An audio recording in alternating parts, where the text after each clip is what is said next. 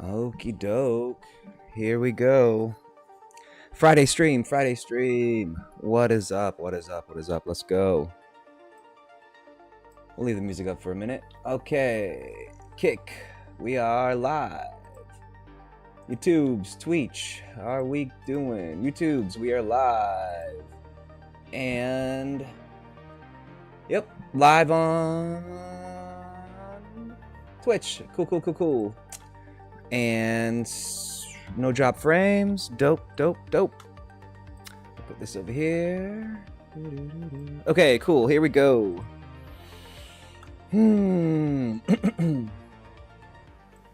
Okay, today we are editing my book, Mercenary, Reincarnated as a Chef, Book 3. We did Book 1 on Wednesday, Book 2 yesterday, and today we're on Book 3.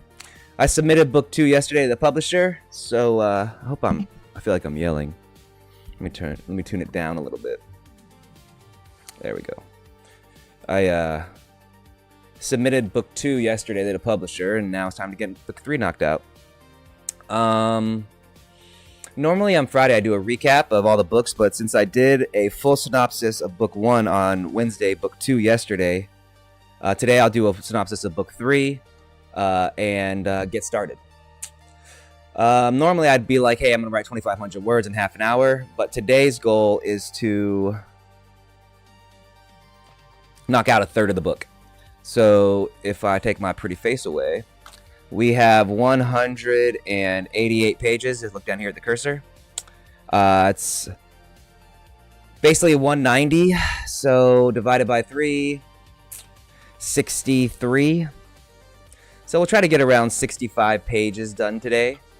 Let's see. If anybody is watching, I will say hello. And I'll probably flip back and forth through the thing today since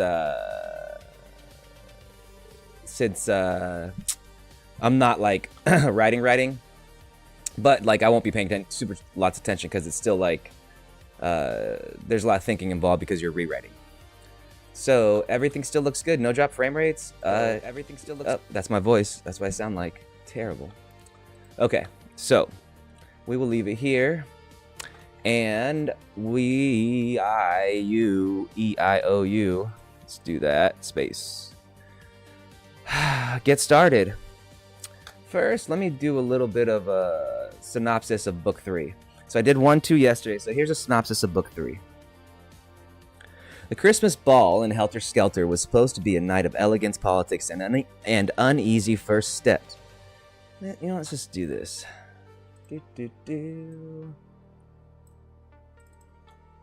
Bom. This is ChatGPT's synopsis. The Christmas ball in Helter Skelter was supposed to be a night of elegance, politics, and uneasy first steps into noble society for Demon Rue, once Diamond Lou.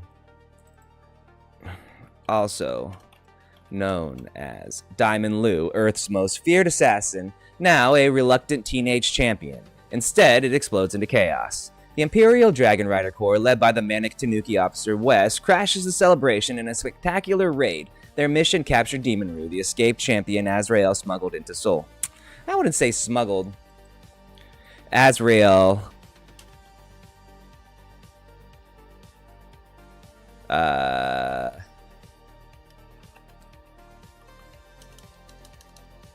the escaped champion Azrael had reincarnated into Seoul. Just as the dragons surround him, alarms blare, a tower break has erupted, a catastrophic event where hordes of monsters spill into the world outside their usual confines. Suddenly, enemies become uneasy allies. Demon Rue, his companions Blanca Fang, Ragnar and Diddy, and even nobles like Lady Cecilia and her cousin Monica are thrust into a desperate stand inside City Hall. Lou's assassins' instincts resurface as he rallies terrified adventurers, nobles, and beastmen into a defensive perimeter, improvising tactics, crafting barricades, and distributing enchanted meals that strengthen his allies. Yeah, that sound of me breathing in is annoying. As monsters flood the city, goblins, trolls, and horrors beyond, Lou proves himself not just as a killer, but as a commander. Yet politics linger even in battle. Nobles assert authority, adventurers bristle, and Wes the Tanuki seethes at being ignored. Demon Rue is forced to balance his double identity, battle-hard mercenary and awkward teenager, while leading others in a fight that will decide the fate of Helter Skelter. The tower has broken, alliances will be tested, and Demon Rue must rise not as an assassin or a chef alone, but as something greater, a leader. Okay, we'll come back to this inconsistencies. So this is the first time I've tried this, but I used ChatGPT to give me a synopsis of all the books, which was cool, and then I used it to pick out any plot holes. And from part 1 to part 2, the plot holes from part 1 to part 2 just disappeared by like half. Then I did it again for part 3, and the same thing happened. But there are a few things that it has that I don't agree with. Like, they have a power balance thing, which I fixed from 1 to 2. Motivation consistency, I fixed that from 2 to 3. This is before seeing what ChatGPT said. This is an awkward one, the hormone age thing, but in book 3, they say the whiplash, my comedy is too much, light situation, I don't care, that's how I write. The romance thing, that's there.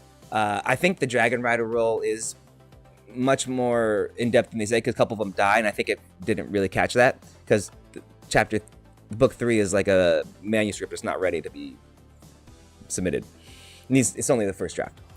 Too many cast, I can see what it's saying there, which is something I was going to do in the rewrite, which was give a little bit more for the new characters, just to make them more fleshed out, like a little bit, nothing crazy, just like a little bit more focused during certain scenes. And then this Noblesse Oblige thing, I understand, but I think people who read medieval fiction and fantasy and stuff understand that, so it's not like a big deal. Let's see. Here, so it does this, but it did this, but it didn't work. It didn't work. It just doesn't work. It got stuck in this loop and just didn't work. So it's too bad. And I just, I was like, hey, let's see what happens, but it just didn't even work at all. And it came up with these things. I was like, all right, make it up, but this has to be changed too, because I'm planning on changing the Tanuki at the end to the gnome, so that's a thing. So yeah, I don't know. I think Christmas is fine, but yeah, it's kind of interesting the way ChatGPT comes out with it, because it is just like a grammar school, or not a grammar school. It's like a community college creative writing course. I had one back in like 2000. Actually, yeah, 2000, right before 2001, right after 9/11, before I got activated for 9/11. I was going to community college in Florida, and I was taking creative writing. And this is like, these things that it's saying is just like the creative writing class, and it's fine, but it's just so formulaic. It's just funny to me. It's funny to me. Anyway, so that's that. Wait, I need that up. So let's bring that back over here, because I have, yeah. Like here, I'm gonna be doing some. Here's the last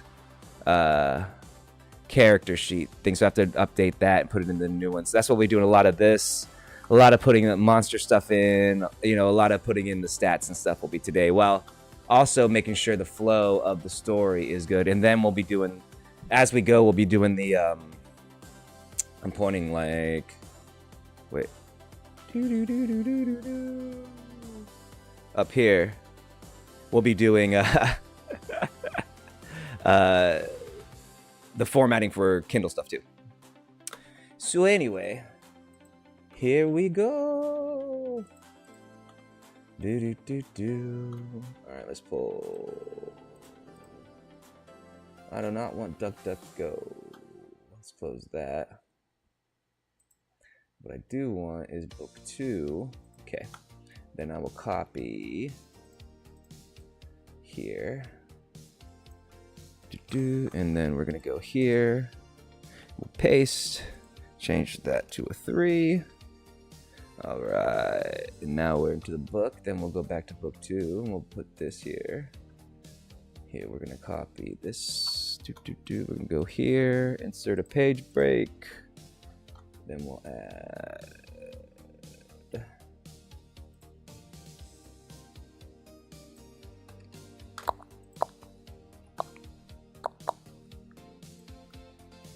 Page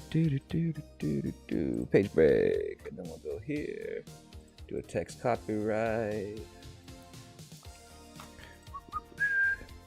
125. Change that to book 3.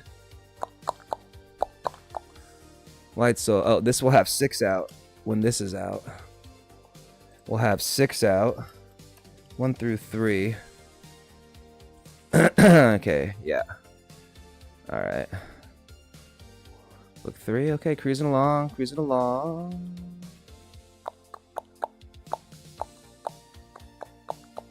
Okay, now. Oh, yep. This is for my wife. Come here. Page break. There we go. All right, and then table of contents. Control C. Blah blah blah.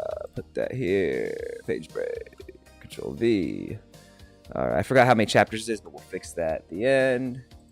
And we'll do another Mercenary Reincarnated as a Chef. Book tray. Do another page break. And we're at the prologue. Okay, here we go. Prologue. Alright, and I think that's that. So what I'm going to do too is go down to the end real quick. And we'll add the back matter first, for that way we can just have it there so I don't have to mess with it later. We'll add this here. Page break. So let's do back matter. Oh, there's no back matter in this one. Oh shit. Okay, I have to go to a different book to add the back matter. Alright. Yeah. Okay, so that's that. So I'll do the back matter later. Okie doke. Ba-dum-ba-ba. So let's go to pro. There we go. Okay. So 194 pages. We want to get a third of that, so that's at least 60 something. 6 times 3 is 18. 68 pages. No. 7. 4. Wait. No, because we're on page 8 right now. I don't know if I want to count those first 8. So let's say it's 186, 62 pages. Okay. And we will do a quick grammar Nazi. You know what? We won't do a grammar. Well, yeah, we will.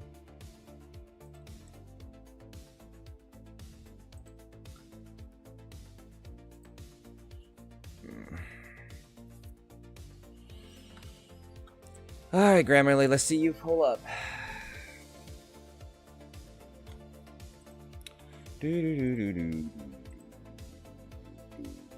Grammarly's up, okay. Where? There it is.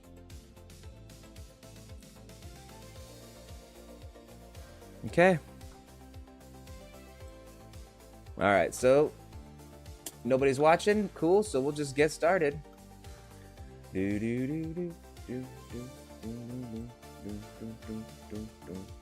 no, we got 2 watchers on Kick. What's up, y'all? Okay. Here we go. Game on. Alright. Reading and rewriting. Reading and rewriting. So, draft number 2. I think I might want this overhead light off. What am I thinking? Nah, it's fine. Okay, but I will move this there. That's better. Less neck movement. Cam. Okay, here we go. Sorry about that. Get the whole page in there. Let me get my other page up, my notes. Because I'm going to add... I want to add a... Okay, we'll do that in a minute. Okay. Maybe I want that a little bit bigger so I can read it.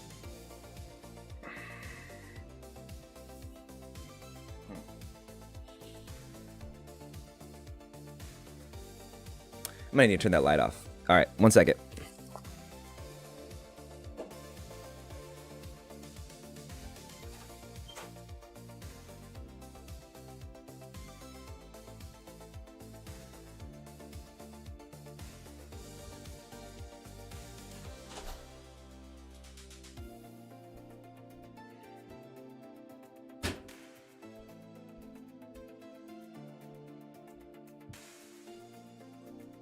Alright, that's way better.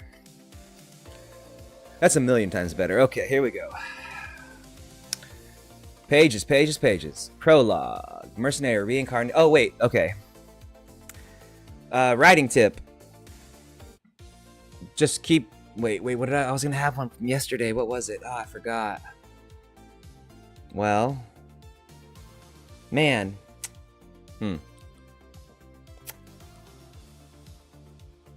I don't remember. Well, the more you do it, the better you get. There's a writing tip. The longer you write, the more you write, the better you get at writing.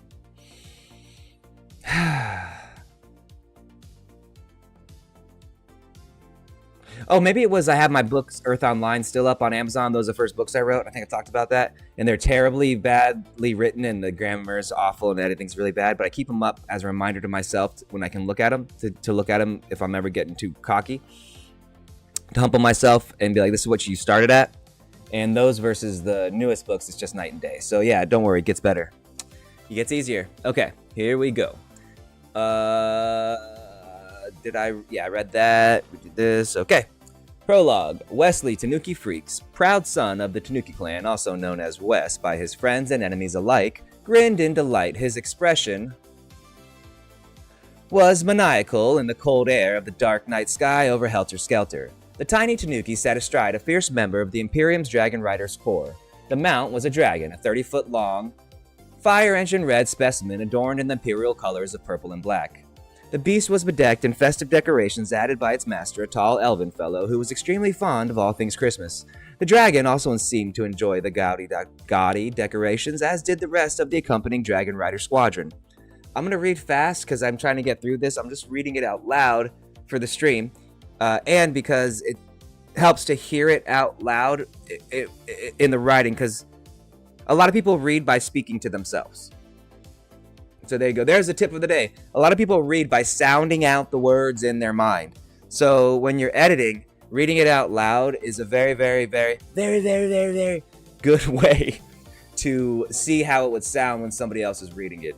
Because as the author, you have a lot of information other people don't know, tonal information, backstory, all these things. And so by reading it out loud, you're able to see, visualize, and hear how other people would do it, you know, if that makes any sense.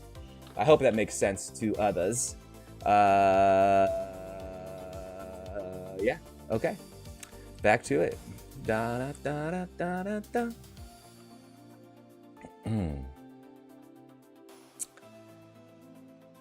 Wes ignored the bright reds and greens of the Christmas season, focusing instead on their mission, the retrieval of a renegade champion. Wes was not typically one to be a part of such a mission, the retrieval of a renegade champion. Wes was not typically one to be a part of such a mission, but his situation was special. How about let's change that to operation. But his situation was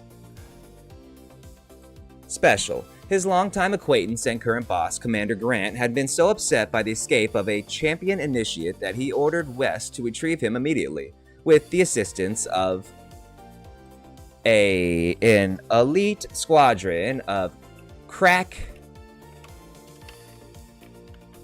Imperial Dragon Riders. It's a good one. Wes suspected his inclusion had something to do with Commander Grant's superiors coming down on him, but he kept that thought to himself, deciding that completing the mission was the best course of action. The search for the escapee, one Demon Rue, had been arduous at best and hellish at least. It's worst. Instead of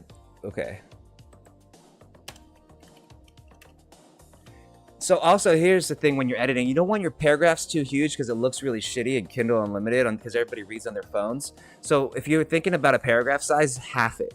Most paragraphs are 3 to 5 sentences, so try to make them around 3 sentences at max and try to avoid run-on sentences if possible. If that helps. Wes... Instead of the expected retrieval taking a few hours to a day, the escapee, with no knowledge or experience in the world of Soul, had somehow managed to elude them for months. Wes and the Dragon Rider Squadron had traveled the length and breadth of the world of Soul looking for the elusive escapee, but to no avail. It wasn't until a few days prior, when the Dragon Riders had been passing near the large free city of Helter Skelter and decided to lodge for the night, that they finally found a trace of their quarry. Woo! Quarry? Man. Found the first trace of their quarry.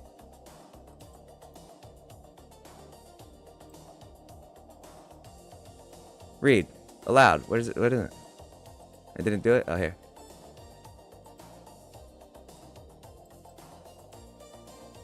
It's not gonna do it. Alright, never mind. Is that the right? Game. Yeah, victim. Okay, good. As long as it's the right form of the word. Local gossip had revealed that Demon Rue was escorting the city's mayor's daughter to the local Christmas ball. Wes had been elated at the news. At first, he'd wanted to rush out and apprehend Demon Rue immediately. However, after a moment's thought and some counsel,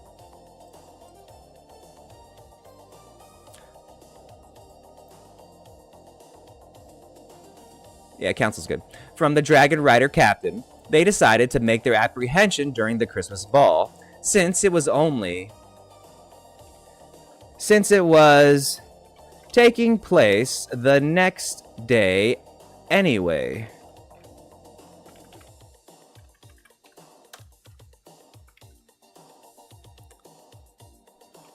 Following day anyway. This decision was celebrated wholeheartedly. This decision was...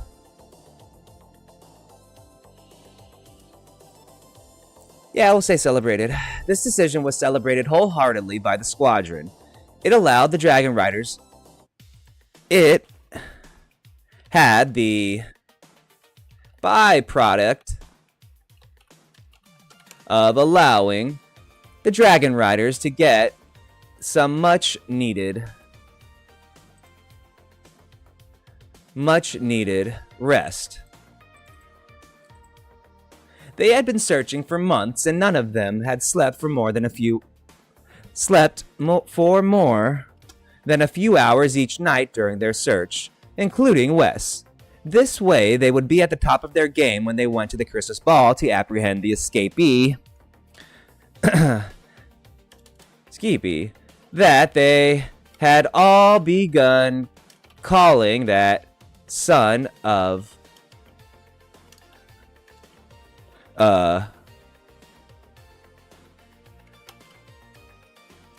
motherless goat.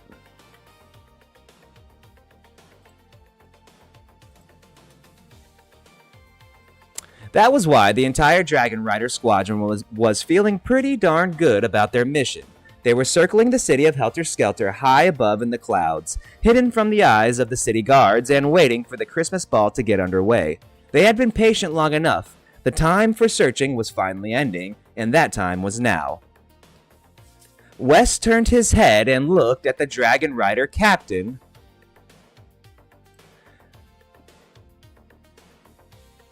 mounted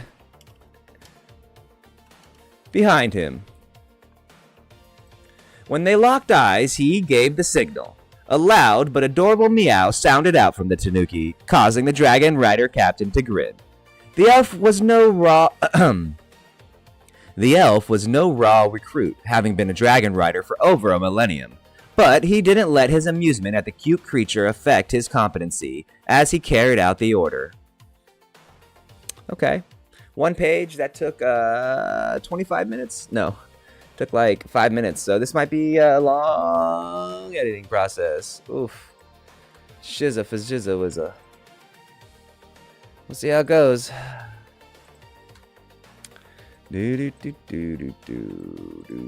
Okay. His massive red dragon let out a gout of flame, signaling the riders around them. The 12 members of the Dragon Rider Squadron immediately sprang into action, their earlier loose circling changing into a tight attack formation that had the dragons only a few feet apart. Almost as one, they angled their circling flight into a sharp dive. Their practice maneuver was executed flawlessly as they moved faster than the eye could follow through the dark of the night sky. That's what I mean by paragraphs being too long. There you go. Yeah, that's a good... Even the clouds behind them hid the stars and moon, aiding their stealthy yet death-defying dive towards the city of Hall of Helter Skelter. At first, when Wes started riding with the captain of the Dragon Riders, he was scared, as tanukis were not meant to fly. His father, his father's father, and his father's father's father had always told him the same. But after months of riding on the dragon, whom Wes considered a friend now, not only had he overcome his fear of flying, he'd come to enjoy it immensely, especially the dives from thousands of feet up in the air. Wes's cute cat and raccoon-like face grinned maniacally, his tiny fangs bared to the elements as he yowled in delight. The red dragons dove faster and faster. The lights of the city of Helter Skelter, which were second in size only to the imperial capital itself, spread out before them like an artist's tapestry, growing larger by the moment. The rush of the wind and the thrill of the dive only added to the death-defying enjoyment that Wes and the other dragon riders he'd only recently found out felt during these dangerous maneuvers. Another second went by, and the 12 dragons moved in unison, flaring their wings as one unit, causing them to catch the air with their sail-like wings and stop their 100-mile-an-hour dive as if they had only hopped down from a particularly high set of stairs.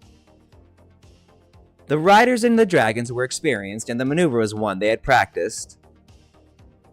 They practiced ad nauseum, so much so that even Wes had become accustomed to it. The ones who were not, however, were the Helter Skelter's defenders stationed on the roof top of City Hall.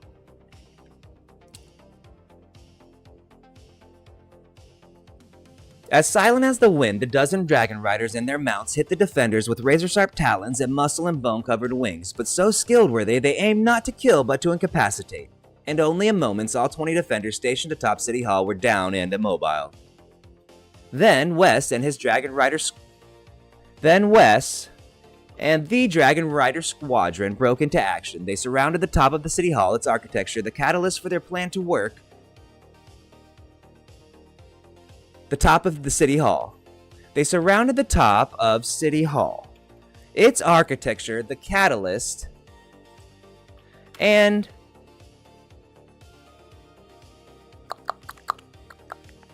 mainstay for their plan to work. An enormous 50-foot diameter dome sat atop the center of the structure's roof. That dome was the only way to see the inside of City Hall from the outside. This was because the building had been magically enlarged from the inside out.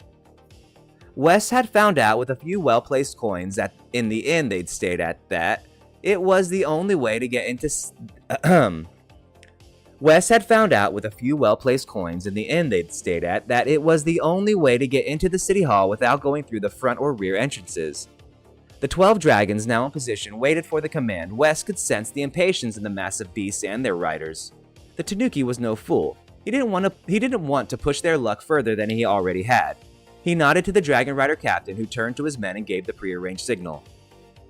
The 12 dragons reared up, all different types: red of the fire element, blue of the water element, white of the ice element, brown of the earth, yellow of lightning, and so on. All 12 dragons drew in their mana energy to their capacity. When they hit maximum, they heaved their breath weapons at the giant dome covering City Hall. The simultaneous burst of 12 different dragons' breath attacks shattered the magically reinforced glass dome as if it were papier-mâché. This caused it to explode in a riot of colors, sounds, and multicolored lighting that would make any 4th of July festival pale in comparison. But, for the Imperial Dragon Squadron, these were just the opening credits. The spatial magic controlling the interior of City Hall had been breached, and, while it wasn't immediate, the interior space's dimensions fluctuated as the spell tried to stabilize. Wes and the riders took advantage of that fluctuation and dove inside before the magic could fix itself. All 12 dragons and their riders dropped into the recently created opening. They landed in a perfect circle, directly in the center of City Hall's interior and dead smack in the middle of the Christmas ball celebration. As Wes had planned, their surprise attack stunned everyone into inaction, and their landing location put them in the exact position he wanted, surrounding their elusive quarry. Shit. I don't know how long I'll be able to read this. The cursed escapee Demon Roo sat in the center of their impromptu dragon circle.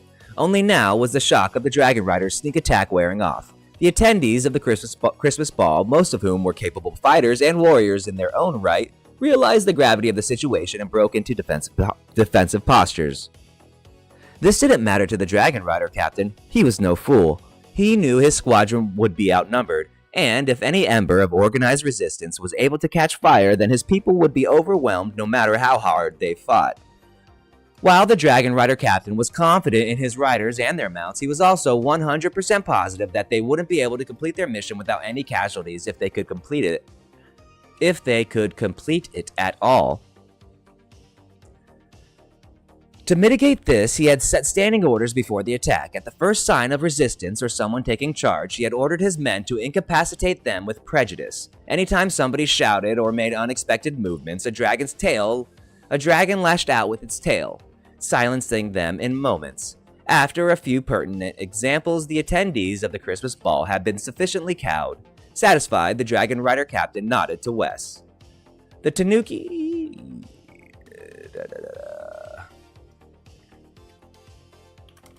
All yours. The Tanuki Imperial officer smiled his fang-filled feline smile and stood as tall as his 3'3.5" tall stature would let him. Atop the fire engine red dragon, he turned his gaze back and forth, studying the Christmas ball, its attendees, and City Hall, only to finally stop on the object of his months-long search.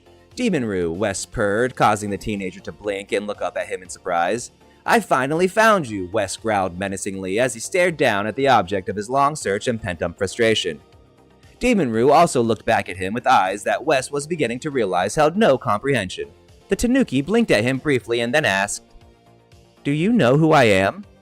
The teenager shook his head in the universal negative. "I'm sorry, do I know you? Have we met before? I'm terrible with faces."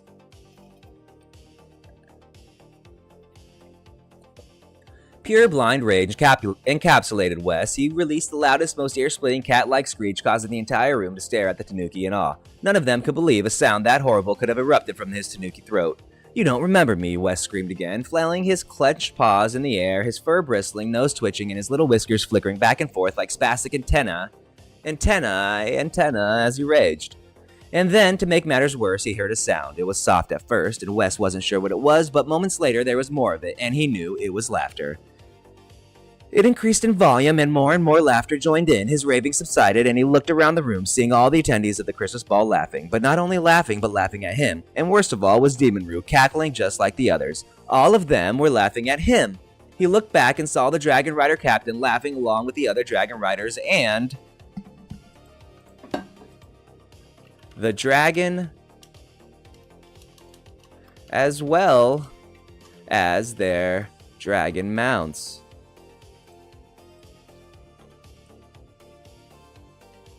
"Oh, you are all going to pay for this," the small mammalian humanoid growled and glared at his traitorous companions. "Captain," he screamed, "kill them!"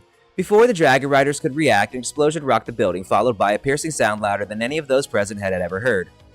A booming thunder sounded out only a second later, shaking the building even more. A massive earthquake that knocked man, woman, beast man, elf, Tanuki, and dragon alike to the floor.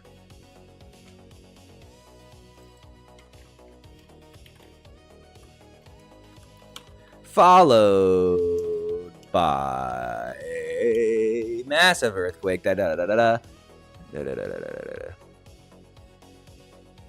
Nope. The shaking became so intense that it felt as if the entirety of City Hall would come down upon them, and then it stopped as if it never happened, and But then, the sirens began to sound. Those alarm sirens were known to all the city's residents, but none had heard them ringing other than for a test. Scenario.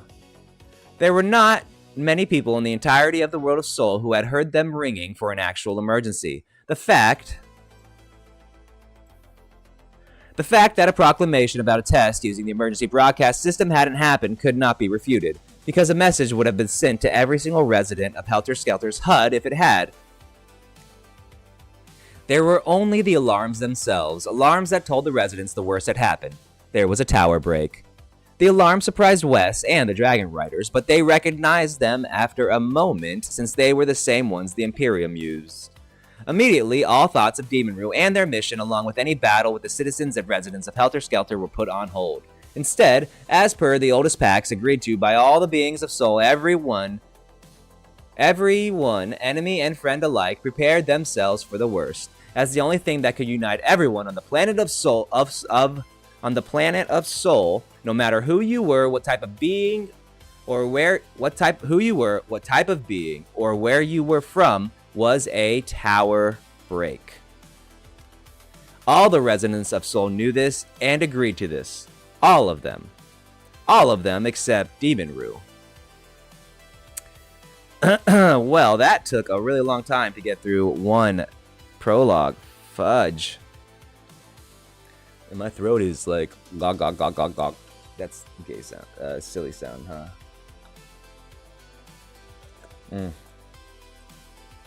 Well, let's see. How is it going in the world of? Yup. Okay.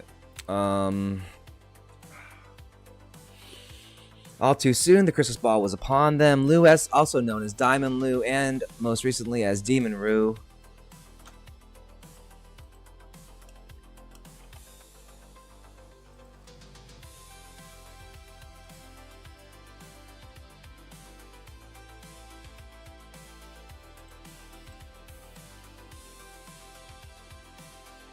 Yeah, okay.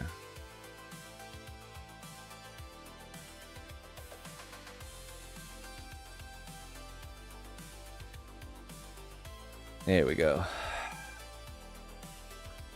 All too soon, the Christmas ball was upon them. Lou, also known as Diamond Lou, and most recently as Demon Rue, stood in front of the mirror, a gigantic frown etched across his teenage face. Lou, in his questionably chosen tuxedo, was waiting for a carriage to get him and his companion so they could pick up Lady Cecilia at Count Cerulean's manor. He was nervous, but not overly so, he thought, giving himself credit. After all, it was the first time he'd gone on a real date in his 53 years of existence. Because he was going to a Christmas ball that was supposedly something like prom, another event he'd never experienced, he thought he was comporting himself quite well, given the circumstances. "This is horrible. There's no way I'm going to wear this dumb outfit to this stupid Christmas ball," he muttered aloud, mostly to himself, his emotions getting the better of him and negating all his earlier pumping up. Secretly, however, he hoped his friends close by would hear him. That's why he said it loud enough to be heard downstairs from his room in a not-quite shout. A few moments later, his companions funneled into his room. The Alpha Dire Wolf wore a Japanese-style kimono that matched her Arctic white locks. Last was...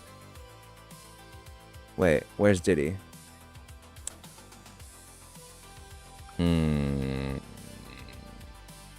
Yeah, we're missing Diddy here.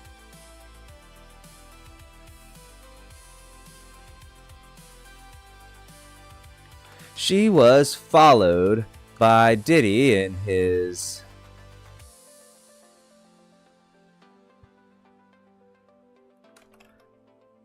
Tarzan-like outfit, and last was Ragnar.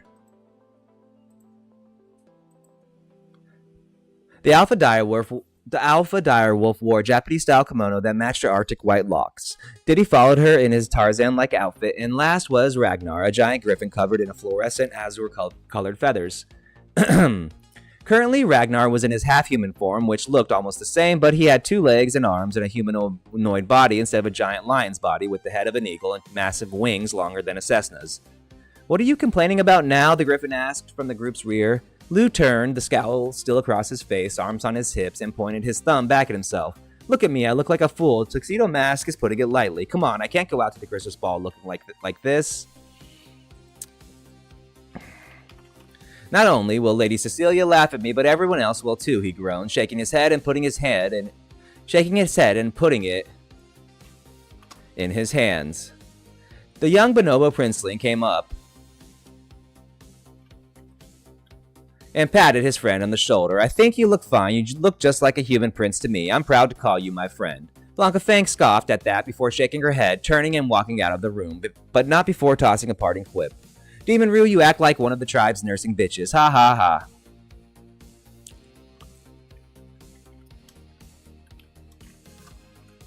She laughed uproariously, her guffaws echoing back to Lou's room as she continued down the stairs into the restaurant's main dining area. Ragnar shook his head ruefully, but turned his gaze to Lou. Though I rarely agree with the direwolf instigator, you and I both know she is correct. Besides, I thought we had this figured out the other day. Has something changed? The Griffin asked, raising his prominent feathery eyebrows in a silent accusatory question. Lou shook his head in return, annoyed that he taught the big stupid bird the gesture. No, it's just that, he started to say before a loud pounding sounded in the restaurant below. Well, whatever it is you're going to say, save it, Ragnar interrupted. That must be the Count's guard with our ride to the Christmas ball. That means we need to get going. Time enough to pout, cry about your outfit later. Bomb.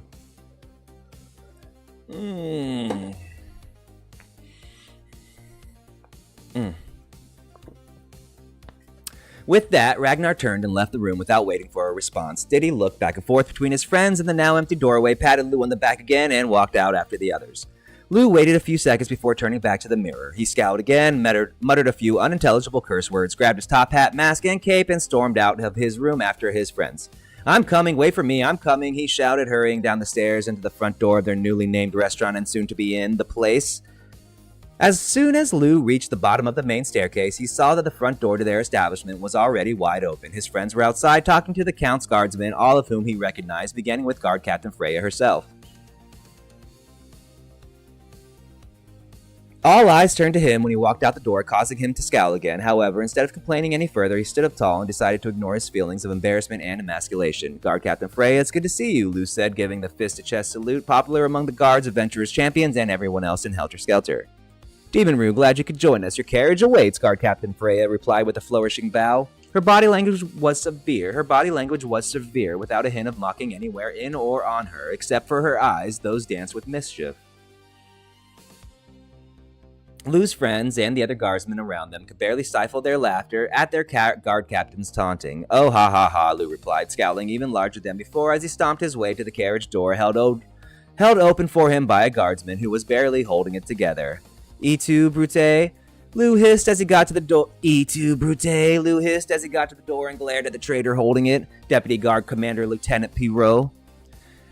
This just made Lieutenant Pirot lose all control, as did those around him. As if a dam had broken, the entire guard party and Lou's companions broke out into uproarious laughter at his expense. Lou harumphed loudly as he stepped up into the carriage and immediately tripped over his cloak, subsequently causing the others to laugh even more. Then, he scrambled to his feet, as dignified as possible, sat down with a loud thumping noise, crossed his arms, and stared out the window. His gaze went anywhere but to the laughing betrayers. He decided right then and there that he would ignore them. That he would ignore them no matter what. A few moments later, his companions entered the carriage after him, still chuckling, which Lou didn't pay any attention to. Even as the carriage doors shut and the carriage wheels began to roll away, Lou still ignored them. Oh, come on, you're not going to pout the whole way to the Count's manor, are you? Ragnar asked in between chuckles. Lou didn't even show that he registered the Griffin's words. He just squeezed his arms tighter, hunched inward more, and continued saying nothing. But inside, he knew he'd pout the whole damn way to the Count's manor, then to the Christmas ball, and finally to hell itself before he gave in to these jerks. Then he saw it. His reflection in the carriage window showed him his face. He was glaring and scowling. The effect pinched his face so much that he couldn't help it, and a smile broke out across his teenage features, quickly followed by uproarious laughter. He joined in with his 3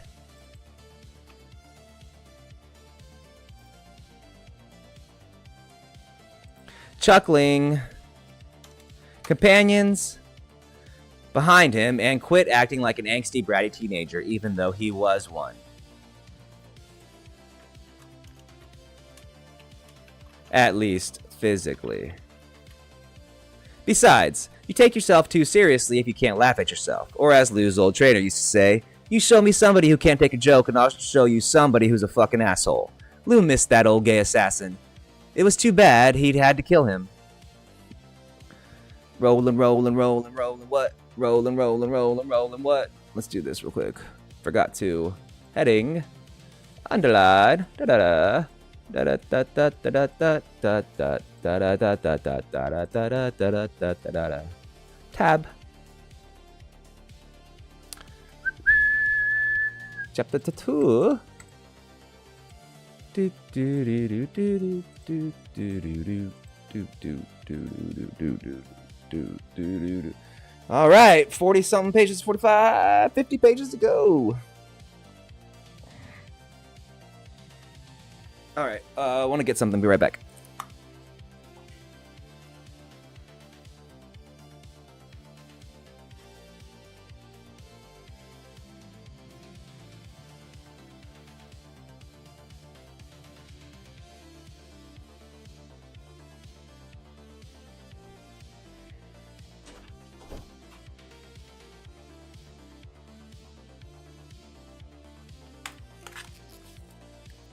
I wanted to grab a kettlebell to stretch with while I'm sitting here. The carriage slowly rolled through the winding streets of Helter Skelter in its forever traffic. Somehow, even though the city was circular and had large thoroughfares and lanes designed like the spokes of a large wheel, it still failed to alleviate the constant backups and jams. Traffic jams.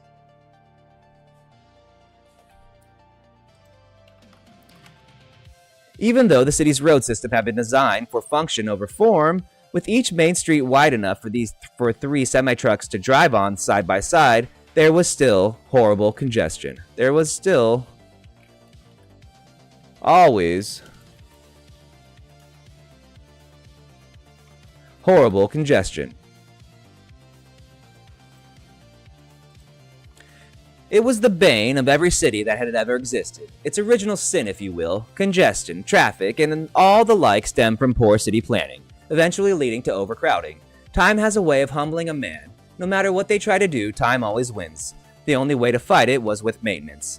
A word that got no love from most, as the unwashed masses never realize how much work goes into keeping existing systems running. They only care about new systems and were oblivious to the reality of the situation. Newer systems were exponentially more difficult to create without the existing systems operating at peak efficiency. Lou was once like that, an ignorant fool who assumed things always worked without thinking about the why, who, or how.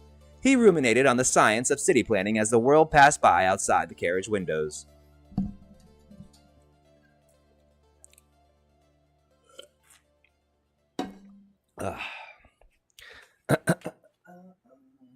Building after building, medieval, European, ancient, Han Dynasty, futuristic, modern, 20th century, all different styles of architecture were present in Helter Skelter, everything from the mundane to the fantastic, the inhabitants as well. Lou still hadn't gotten over how many different types of beings lived on the world of Soul. He'd been there for a few months and it was beginning to feel like home. Even with the outlandish menagerie of people, buildings, and magic, the plethora of differences compared to his home on Earth was no longer so overwhelming. Though they were still exciting, Lou had always been a curious sort, constantly wanting to know how most things worked or came to be. Even as a young orphan, his curiosity hadn't been snuffed out of him and continued throughout his training as an assassin and mercenary and into his days as an operative. That was why he always sought out the how and why of things. If you understood how something worked, it was much easier to use it.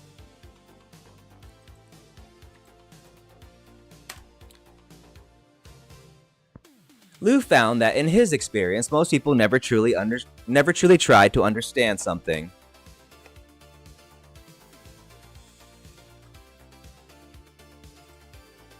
They learned the basics of how to use whatever object, person, or thing it was and quickly moved on. True understanding took time, patience, and study.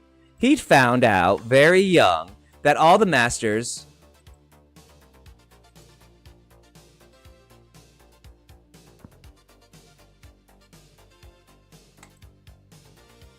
in any field, from basketball to physics to archery, had one thing in common: the ability to focus intently to truly understand something. Lou used this principle for almost everything he did. In every endeavor or task, he used that same mindset. Demon Rue, Diddy called, jogging Lou from his musings. He turned to the bonobo youngling teenager. Gesturing out the carriage's other window. They were currently pulling up to the gates of Count Cerulean's mayoral manor. The guards had been on guard, but intended the entire time the carriage made its way through the city. They still hadn't located the Thieves Guild leader and his gang of cutthroats and murderers. What was left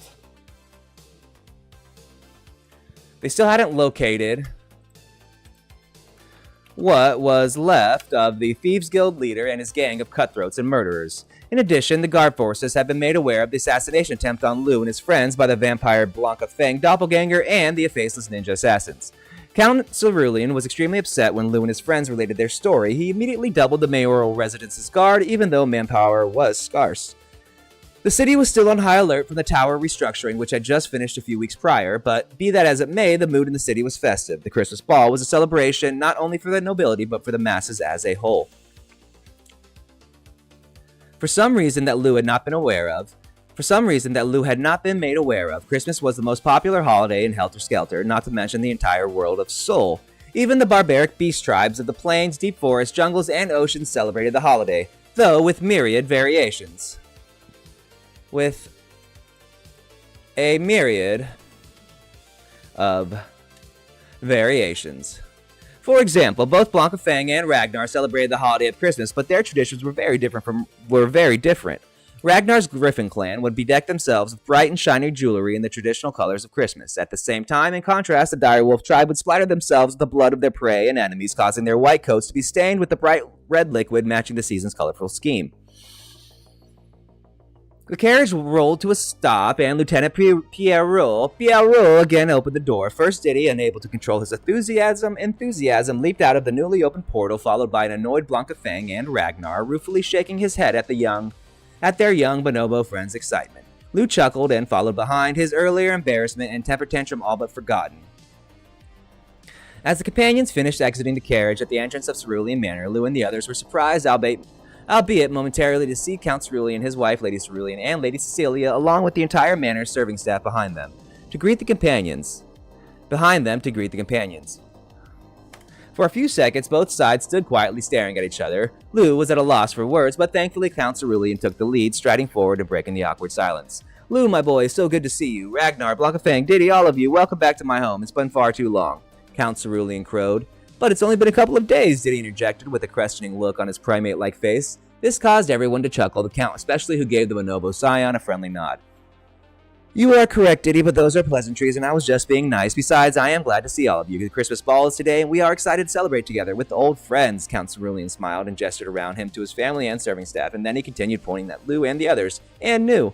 "Now, all of you look amazing. The wardrobes you've chosen are truly spectacular." Lady Cerulean chimed in, adding her opinion to the conversation. "Even yours, Lou. You look quite dashing, despite what those who see that particular outfit may think." There were some more chuckles this time, and Lou even joined in. He knew what he'd gotten himself into by wearing a controversial suit style for the Christmas ball. That was okay with him. He accepted the consequences of his actions. He wasn't mad with Lady Cerulean. She was doing him a solid by reminding him of the consequences of his actions. Consequences of his choices. "Well, I, for one, am starving. Are we ready to go?" Blanca Fang asked, her lupine ears twitching and her tail wagging impatiently. In her beast girl form, with her beautiful face and Miko Priestess's robe, which hugged her glass bottle figure, almost like a second skin, the effect was probably the opposite of what she intended. Lou coughed, cleared his throat, and bowed deeply to the Cerulean family. "Count Cerulean, Lady Cecilia, it is my honor to be Lady Cecilia's escort to the Christmas ball." "Both of you, as her parents, do me a great service. You are placing great trust in me by allowing me to escort your lovely daughter. I promise I will be a faithful and dutiful escort. No harm will befall Lady Cecilia as long as I draw breath. Thank you for your trust. Trust in me as her chaperone.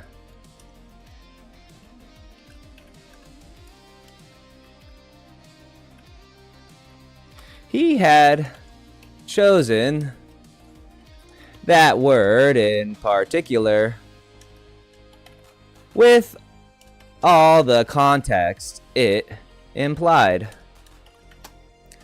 Count Cerulean and Lady Cerulean shared a quiet personal smile and nodded before returning their attention to Lou. "Oh, stand up, boy," Count Cerulean barked, his tone gruff but his demeanor caring as he reached down and clapped Lou on the shoulder. "There's no one else in all of Seoul that I would rather have escorting my daughter to the Christmas ball than you, Demon Row. Even as a chaperone. Now, we will see you all later at the ball later. For now, my wife and I have some things to tend to. Have a good time, daughter." "Thank you, Father," Lady Cecilia finally said, adding to the conversation for the first time. "We shall see you soon. Thank you so much." She stood on her tiptoes and gave her father a quick peck on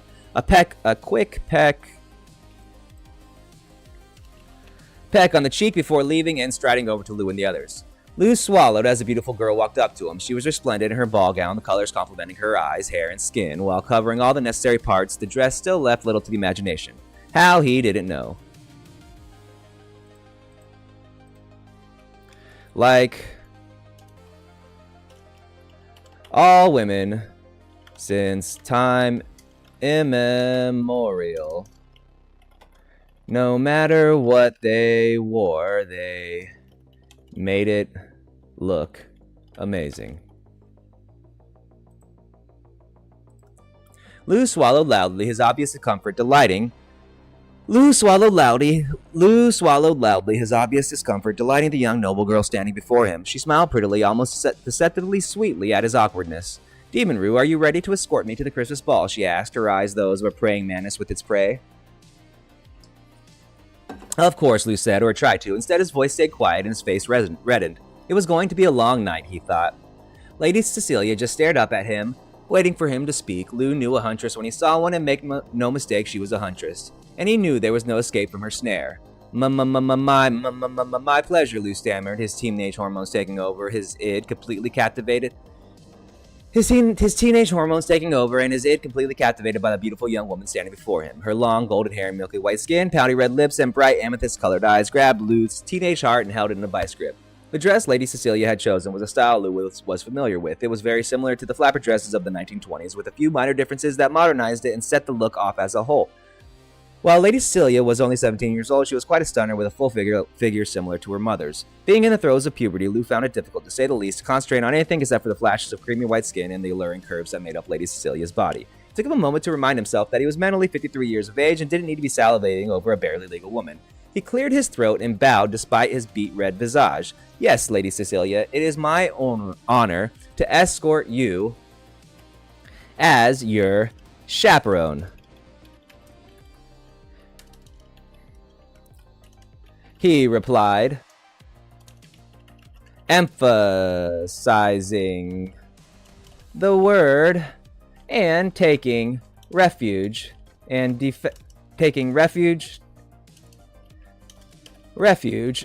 behind it.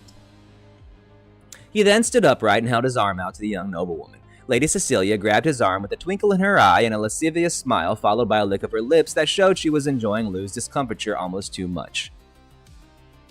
While the byplay amused Count Cerulean and Lady Cerulean, Lou's companions seemed oblivious as they climbed back into the carriage after saying their goodbyes to the mayor, his wife, and the residential entourage. A few seconds later, the carriage was rolling its way away from the mayoral residence towards the center of town, with the full complement of guards once again around it. This time, Lieutenant Pierrot was in charge, as Guard Captain Freya stayed at the manor to escort the Count and Countess Cerulean to escort Count and Countess Cerulean to the ball later on. Lady Cecilia talked animatedly, with Ragnar, Blancafang, and Diddy gushing about the immense fun they were all about to have at the Christmas ball. At the same time, Lou sat quietly by the window in extreme discomfiture, trying to look anywhere but at Lady Cecilia's extremely short dress and ample cleavage. He knew intellectually that women did this to show themselves off, not for him exactly, but for their peers, mostly other women. He also knew that you weren't supposed to say anything about it. Those were the unspoken rules of the game.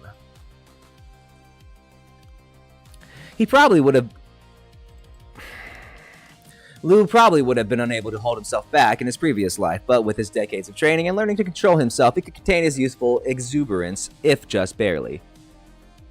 Demon Rue, are you not excited for the Christmas ball? Lady Cecilia asked, addressing him directly and grabbing Lou's attention from his inner angst and sexual tension. He looked up like a deer in the headlights. Caught in the headlights, blinking for a moment before what she asked registered. Why, yes, Lady Cecilia, I'm quite excited about the Christmas ball. Christmas is one of my favorite holidays. Bah.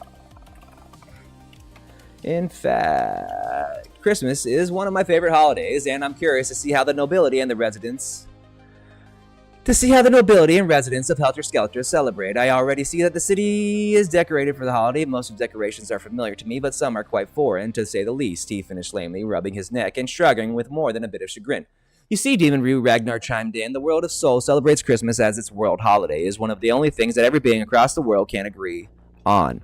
It is one of Soul's oldest legends. Every tribe, town, and city celebrates it. Even the Imperium marks it as their most sacred holiday. That's why it's familiar to you. Lou nodded at that and contemplated what his griffin friend was saying.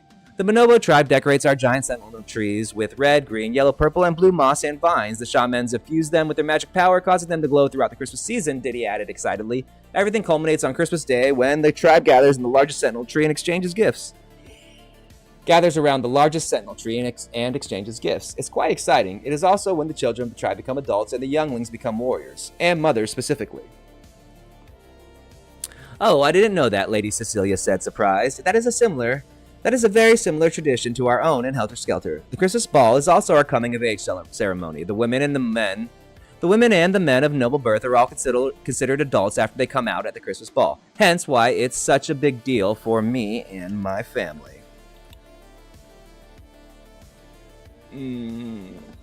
Talking is rough. Lou swallowed as he listened to her explanation. No wonder the Count and Countess were so serious about the celebration. He thought it was just another holiday, but it was the equivalent of Lady Cecilia's debutante. Debutante debut. Huh, he grunted, the enormity of the situation he'd found himself in once again pressing down on him, causing him to shrink back into the carriage side seat. Thankfully, Blanca Fang came to his rescue, though not due to the kindness of her nature. Oh, please, she snorted. You meat and your silly traditions. The Direwolf tribe does it right. We hunt during the entire Christmas season, all of it culminating in one giant bloodbath on Christmas Day, where we eviscerate our trapped prey, drag them back to our lair, and then decorate ourselves in the fresh, bright red blood of our slain foes. Then we feast the rest of Christmas Day and night, the whole tribe enjoying the fruits of the hunt and all subsequent gorging of food and lovemaking that comes afterwards. She puffed her chest out proudly as she finished her tale, causing Lou's eyes to go to her ample chest before he blinked, realizing that Lady Cecilia was glaring at him. He coughed, shook his head, and was about to apologize when a knock came at the side of the carriage door. We are about to arrive at City Hall, Lieutenant Pierrot called out. The carriage will be stopping in just a moment. Prepare yourselves. Saved by the bell, Lou thought. That's right, everybody. Okay, here we go, he practically shouted, immediately turning the focus on the timely interruption and not the target of his previous gaze. Lady Cecilia kept her glare on Lou for a few interminable seconds before her demeanor turned back into one of complete and utter pleasantry. Lou knew, though, that she hadn't forgotten, and he probably would pay for that look later. A thought occurred to him. What did this future hold if he wasn't even dating the girl yet, and she was already like this? The carriage rolled to a stop suddenly, and a thought left him as the door opened. A myriad of flashes.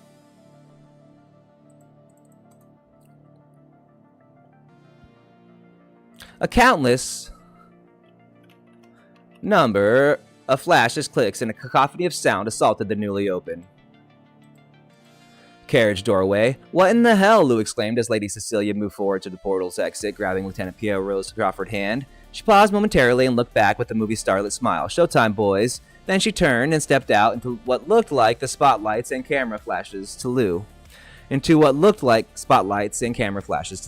What is going on? He said out loud to no one in particular. What do you mean? Diddy asked. We're at the Christmas ball. Come on. He jumped out behind Lady Cecilia, quickly followed by Blanca Fang, who snorted and blinked at the lights, and then Ragnar, who paused, gave Lou a look, a smile, and a gesture. Come on, Demon Rue. The night's not getting any younger. And suddenly Lou was alone in the carriage, staring at his friends. He was standing upon an actual red carpet with dozens upon dozens of... Lou was no longer alone in the carriage, staring at his friends. And suddenly, Lou was no longer alone in the carriage staring at his friends. He was standing upon an actual red carpet with dozens upon dozens of beings lining both sides. They all seemed to be holding what looked like cameras as they pointed, clicked, and flashed them at his friends. Behind those, Lou saw giant spotlights flooding the skies. Was he at the Mandarin Theater in Los Angeles? This made no sense, but as he was getting used to doing, he shrugged. Not a lot had made sense since he had died in those hot, human bug-ridden jungles of Sudamerica. He'd done some extremely challenging things in his life and failed at some of them, but there was one thing Lou wasn't, and that was a quitter. He may have been a coward at heart, but he wasn't a quitter, and he never let being a weak, scaredy cat stop him.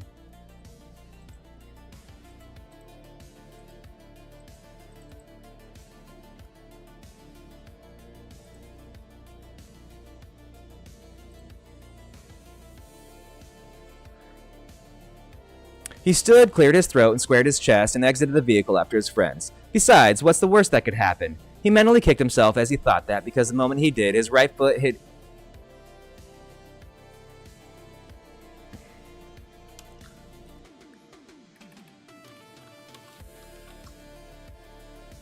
He mentally kicked himself as he thought that, because the moment he did, his right foot hit his left, his ankles clicked, and he swan dove gloriously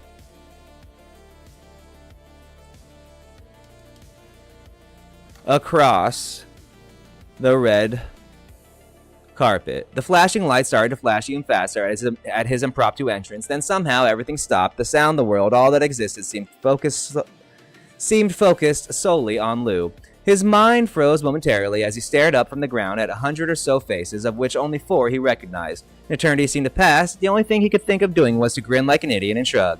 "Did I do that?" he asked in his best Stefan Urkel impression.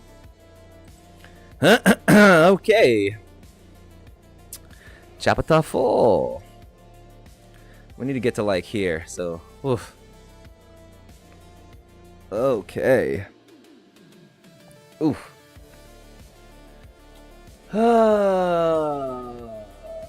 Tired.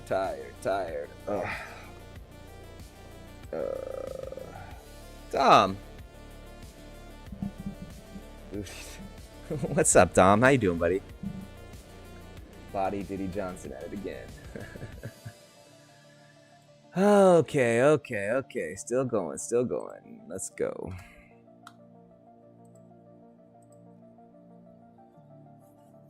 The camera stopped flashing. Lou found himself sprawled across the red carpet, all eyes upon him. In one of those strange moments of clarity, he could study the situation as if time had frozen. During that time, he discovered a few things. What he had taken for cameras were magical constructs that people were holding and using as cameras, projecting images of the crowd behind them. The spotlights were indeed spotlights, but they were operated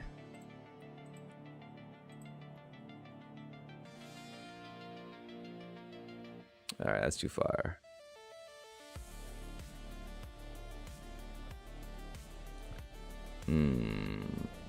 Okay.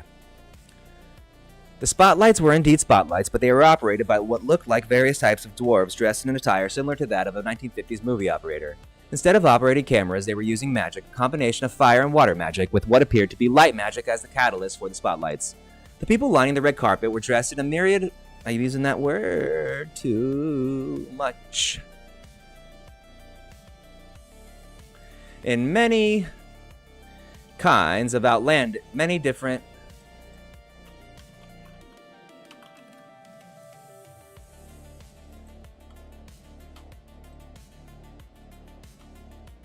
The people lining the red carpet were dressed in many different types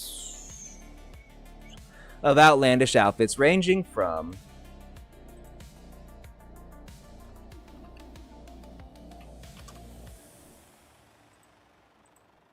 medieval troubadours and a riot of colors to modern-day suits in earthy tones. Some wore things that could have been straight off of a runway during Fashion Week in Paris, while others wore outfits that hurt the eyes if you stared too long. Lou was beginning to realize that the absurdity of it all was the underlying catalyst, was the underlying linchpin that made the clashing styles work. The edifice hosting the Christmas ball was a vast structure reminiscent of the Parthenon. In his mid-30s, Lou had been given a specific mission to assassinate a certain Greek economist without anyone being the wiser. The Parthenon had been one of his target's favorite places to visit, as Lou found out later during his assassination preparation. It was where he liked to think. Lou had decided to use it as his assassination grounds, as his killing grounds, and studied every inch of the structure, from its blueprints to its lore and history. It ended up being a lot easier than he thought. He'd slipped a little poison into the man's soda and voila. Lou brought his attention back to the present as time seemed to speed back up. His first bonded Ragnar reached a taloned claw to help him to his feet. Lou grinned embarrassedly, but grabbed his friend's proffered limb and let him pull him upright. Immediately, the magical cameras flashed like firecrackers again, but this time Lou was prepared. Lady Cecilia moved over to him, striding over as if she owned the red carpet, which to Lou's eyes she did. She was in her element, and the beautiful smile she bestowed upon him briefly caused him to forget the world around them. She grabbed his arm and whispered, "Are you okay?" The feeling rushed up Lou like electricity, traveling from the tips of his toes to the top of his head, making him feel like he was climbing the rope in gym class. He held it together, though, and just nodded. Lady Cecilia gave him a wink and then guided him down the red carpet, smiling to each side as she did so, waving and nodding and playing the role of the perfect starlet. Lou walked, bumbling beside her, thinking it truly was a case of Beauty and the Beast. His companions, however, had no problem. Ragnar strutted as if he were the cock of the walk, head held high and wings splayed proudly. His colorful outfit was displayed like a courting peacock, consisting mainly of azure feathers and different colored jewelry in varying Christmas colors. Diddy was no slouch himself, wearing his Jaguar cosplay skin suit. His chest was also puffed out and his head held high, as he pounded his fist to his barrel chest, to his barrel.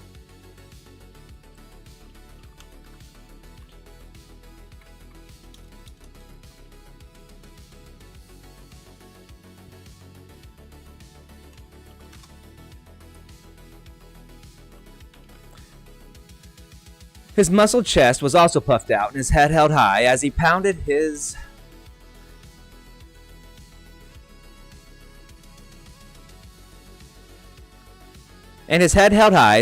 fists to his barrel, pounded his fists on his barrel-like pecs as he walked. The effect, while comical, was impressive nonetheless. Lastly was Blanca Fang in her Miko Priestess's outfit, along with the swath of blood red in her pure white mane. It was dye. Lou had convinced her not to use real blood for the ball's sake. She complained, but eventually came along as he promised they could get real blood later. Basking in the attention, the alpha direwolf strutted like a supermodel walking down the runway. Lou had to admit it seemed as if Lady Cecilia and Blanca Fang were born for this. Even Ragnar and Diddy seemed to revel in the attention. "Well, shit," Lou said under his breath, causing Lady Cecilia to look over at him and raise an eyebrow.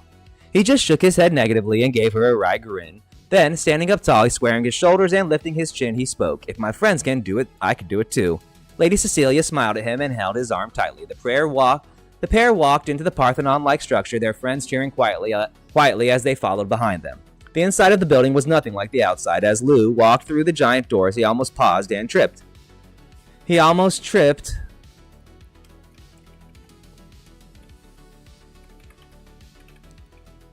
As he paused. His eyes went as wide as saucers, and he stared around him like a country rube coming to the city for the first time. The inside of the building was much larger than the outside had made it seem. It was as if they had entered an enormous airplane hangar, at least the size of a football field. However, the large columns done in the Doric style along the walls in the different colored marble, pink, white, blue, and yellow, with its lightning strike streaks of fluorescent technicolor, did give the whole place an ephemeral and grandiose feel that was nothing like an airplane hangar. Come, Lady Cecilia tisked. "Our table is over here." Lou continued his study as Lady Cecilia pulled him along, his friends shouting loudly in their wake. Lou listened with one ear, focusing clearly on their surroundings and not on what his date was saying. He admitted it was beautiful. Everything was done up in a Greco-Roman motif with many different types of flora that he recognized from various areas around the Mediterranean Sea. Olive and grape trees were on display, along with dozens of sweet-smelling flower varietals like jasmine, morning glory, rose, and magnolia, to name a few.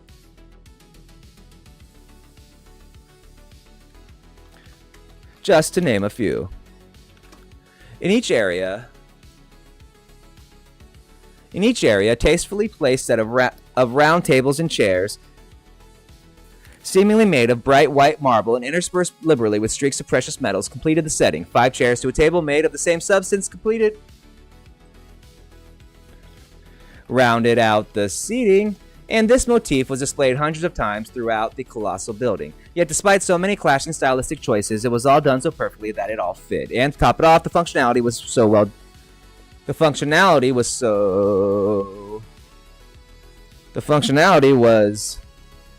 perfection itself,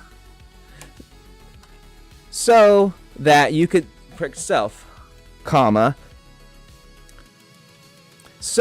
see from one end of the room to the other, while also seemingly having privacy with the artfully displayed flora, trees, and other displays. Whoever was the party planner for this had truly outdone themselves. Despite so many clashing stylish choices, it was all done so perfectly that it all fit. To top it off, the functionality was perfection itself, so that you could see from one end of the room to the other, while also seemingly have privacy with the artfully displayed flora, trees, and other displays. Lou thought to himself, whoever was the party planner for this had truly outdone themselves. He knew how much work it took to plan an event like this, as he had participated in many during his tenure working in restaurants. Here it is, Lady Cecilia exclaimed, gathering their group's attention. They were close to the center of the room and came to a small area with 2 tables, 10 chairs, and a semi-privacy hedge covered in multicolored roses. Lady Cecilia squealed as she saw the inhabitants of the second table had already... She saw that the inhabitants of the second table had already arrived. "Cousin," she shrieked, running forward with arms extended, causing Lou, Ragnar, Diddy, and Blanca Fang to turn their heads and watch in fascination. "Well, you don't see that every day," Ragnar mused. Lou and Diddy just shook their heads in the affirmative, neither saying a word, just watching wide-eyed with mouths opening and closing like fish, like an awkward pair of moray eels.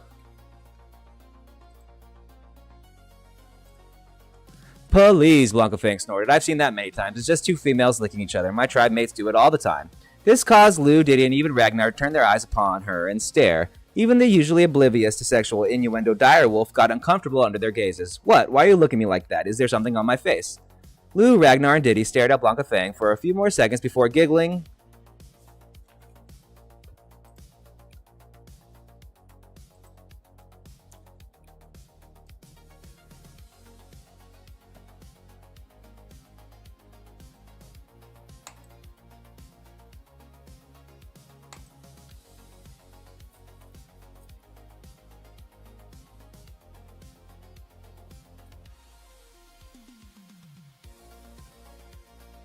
All 4 companions turned to see Lady Cecilia and one of the table's inhabitants holding each other by the arms and bouncing up and down like schoolgirls. Lou cleared his throat a few times before Lady Cecilia stopped what she was doing and turned back to him, a massive smile on her face. "Demon Rue, I want to introduce you to my cousin Monica Vermilion. The Vermilions are our first cousins to the Cerulean clan, and Lady Monica is my oldest and best friend."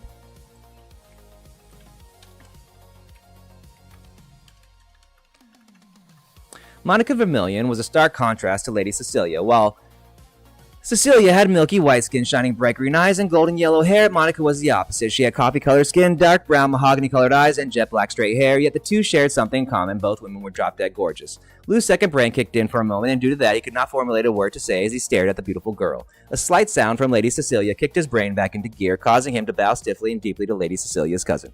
"It's a pleasure to meet you. I am Lou Diamond, Lady Cecilia's escort to the ball and chaperone to the ball. These are my companions, Ragnar, my first bonded, and Prince of the Griffin tribe, Diddy, Scion of the Bonobo clan, and Blanca Fang, Alpha of the Dire Wolf tribe. It is my pleasure to meet you."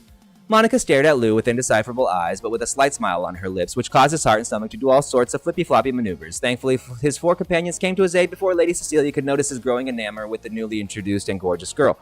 "So, you are related to Lady Cecilia. I am Blanca Fang, Alpha of the Dire Wolf tribe. Would you like to spar with me?" The question from the beautiful beast girl threw Monica for a loop, and she blinked like a deer in the head. Like she'd just been knocked in the side of the head in response. All the while, Blanca Fang just stared back at her like a predator with a completely open and honest grin full of battle lust across her face. Ragnar shook his head and stepped forward, bowing deeply, his wings beating slightly and shoving Blanca Fang out of the way to move the direwolf girl further from Lady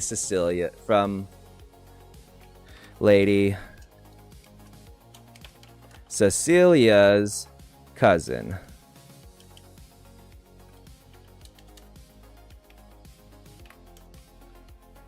Please forgive our friend. She has only recently joined civilized company. I am Ragnar, son of the Griffin tribe. Scion of the Griffin tribe. As Imro said, it is all our pleasure to meet you, Lady Monica. Any family of Lady Celia is a friend of ours. That's right, Diddy chimed in, jumping up and down, stepping forward. I'm Diddy Kong, Scion of the Vanilla tribe. It is nice to meet you, Lady Monica.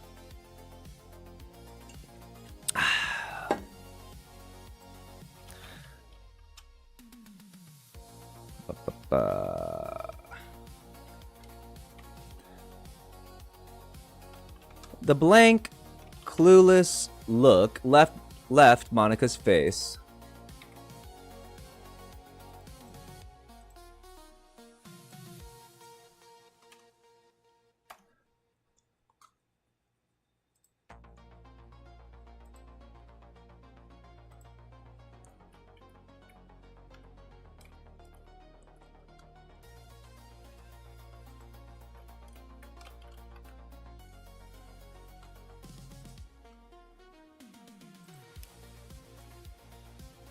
Monica's blank, clueless look disappeared, replaced by an uncontrollable grin, followed by a big smile at Diddy's enthusiasm. The little bonobo princeling had that effect on people. It is my pleasure to meet Lady Cecilia's friends as well. Let me introduce you to my party. This is my brother, Miguel Vermillion, and our personal assistants and guards. That is Alvin, that is Theodore, that is Simon. Lou and the others turned their attention first to Miguel, who was whipcord thin and looked like the quintessential Latin lover of the Casanova persuasion. While he was a little bit shorter than Lou, his medieval garb of hose, cloak, and tunic, all done in bright colors in the style of Christmas, somehow worked, the dichotomy from the bright greens and reds contrasting with the color of his skin and eyes. The man was also noticeably muscular on top of his thin body type, much like a male model from Lou's past life. And if Lou was going to be honest, which he was, he had no problem with his masculinity. The man was extremely handsome. The term Lothario kept jumping into Lou's mind, but he didn't want to prejudge and push it to the back, although he kept it around in case his first inclination was correct. Lou noticed that their three personal assistants were much more on the guard side of the employment space. Alvin, Simon, and Theodore were beastmen, but not of a type Lou had ever seen. They looked somewhere between a cross. They looked like a cross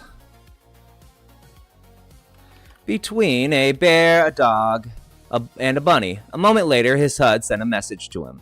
Chipmunk Tribe Beastmen, Alvin, Simon, and Theodore. So here I need to add some information about them.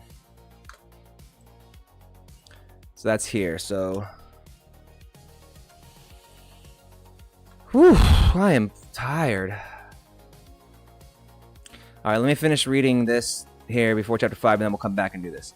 He quickly scanned and dismissed the message, gave the guards a professional nod as a courtesy, and turned his attention back to Miguel, Monica, and Lady Cecilia, who were now in deep conversation.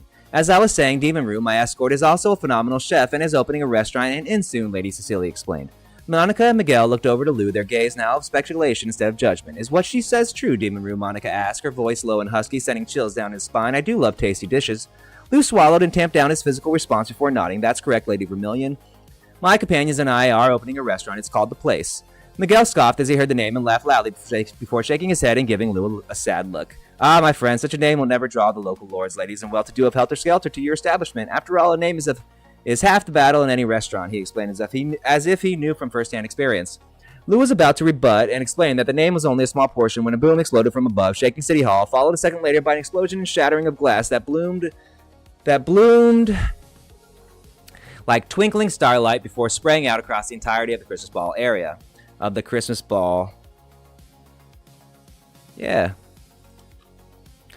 Causing Lou, his companions, and everyone else to drop to the floor and cover their heads from the flying shards of glassy shrapnel. He dropped down, covering the body of Lady Cecilia with his own. Then a moment later, he locked eyes with the beautiful girl as shards of glass rained down upon them. They stared breathlessly at each other for a moment, time stopping and only the two of them existing, despite all the insanity raging around the room.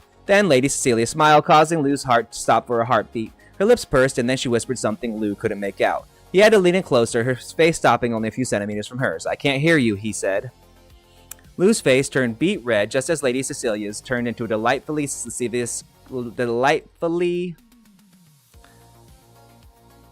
lewd grin, and before he could react, she moved her lips the few centimeters needed and kissed him, causing not only Lou's face to respond.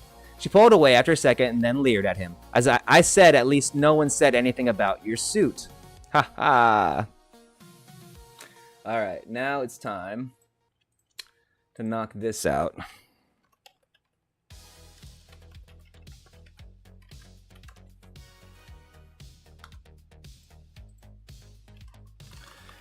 The three where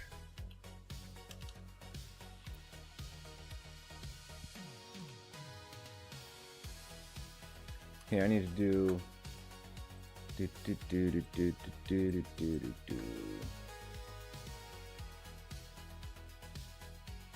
I need to see here we go.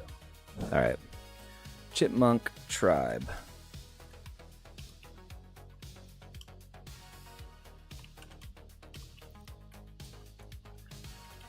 Beast men. Theodore.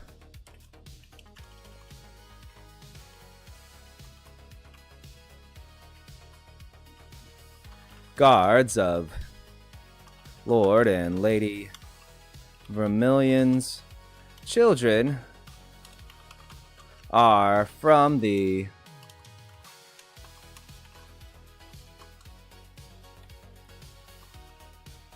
where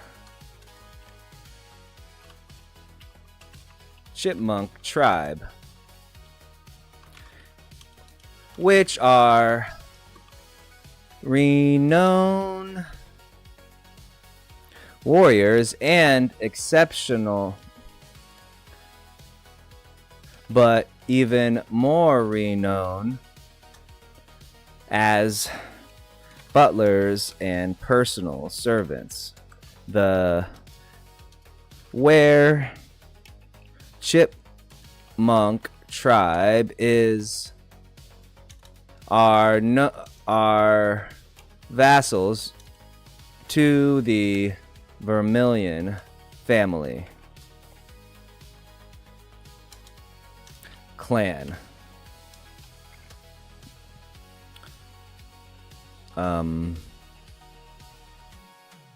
All firstborn children of a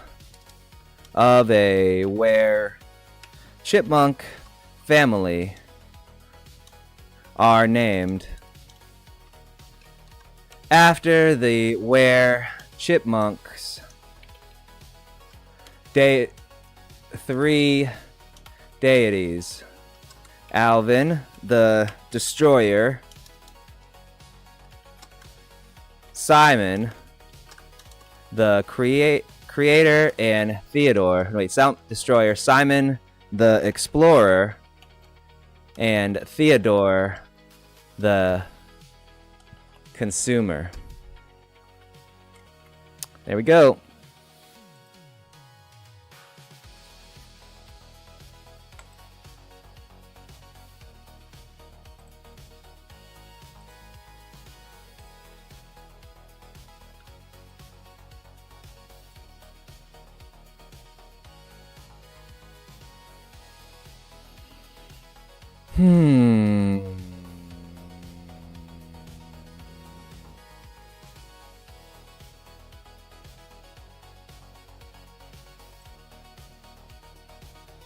Here we go.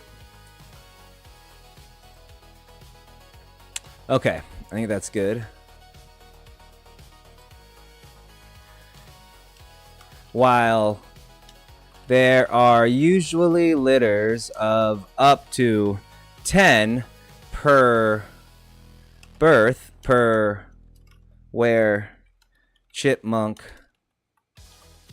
birth, only the first 3 pups are named. The rest are numbered.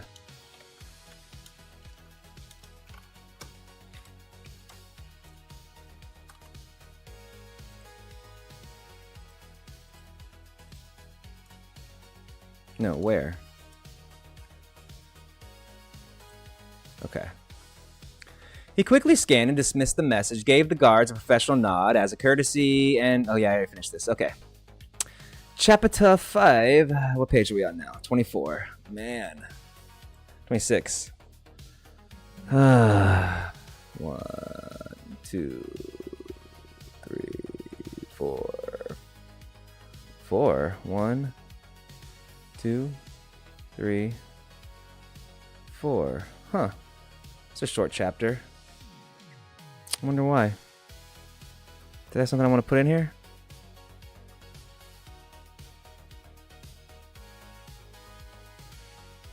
I guess not. That's weird. It's a short chapter. I'll give me 30, but... Okay, I need a timeout. I am... Oh, crap. I didn't do the chapter either. Let's go back.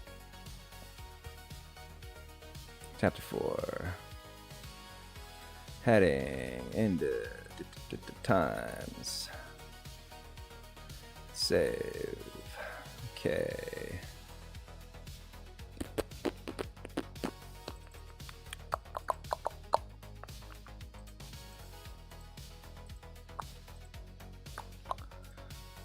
Okay. Let's see. How is it going?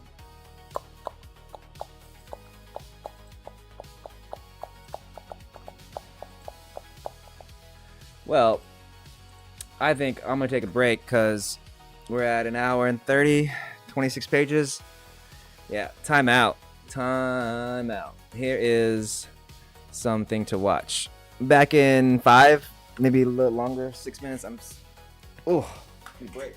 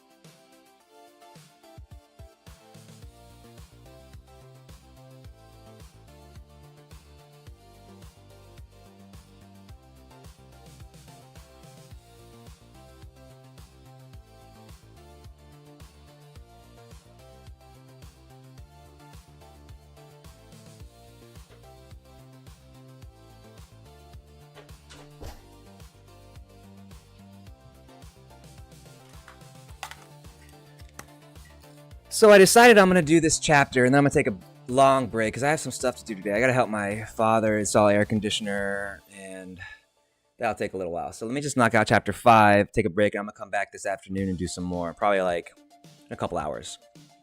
So, Lou got up shakily from his prone position, having been knocked down after the unexpectedly powerful earthquake and thunderous booming. Even now, the city's alarms were ringing so loudly that it was hard for him to form a coherent thought. Everything had happened so fast, he didn't know if he should attack the dragons and the little tanuki or get his friends and try to run away. He got his bearings a moment later and noticed that everyone was doing the same thing, and that thing wasn't fighting. They helped each other to their feet and formed groups that all discussed the same topic. What should they do about the tower break? Tower break? What's a tower break? Lou asked, reaching down and helping Diddy to his feet. Thanks, Demon Rue. A tower break means monsters have broken free of the tower, Diddy explained. Oh no, Lou groaned, his experience with jailbreaks in his previous life giving him some indication of what was going on. Little did he know that the comparison was like saying that both the sun and a big lighter created fire. He quickly lost a train of thought as he saw Blanca Fang, Ragnar, Lady Monica, Miguel, and their beastmen guards heading their way with his peripheral vision. The group reunited and, instead of cheering, quickly got down to business, with Lady Cecilia starting.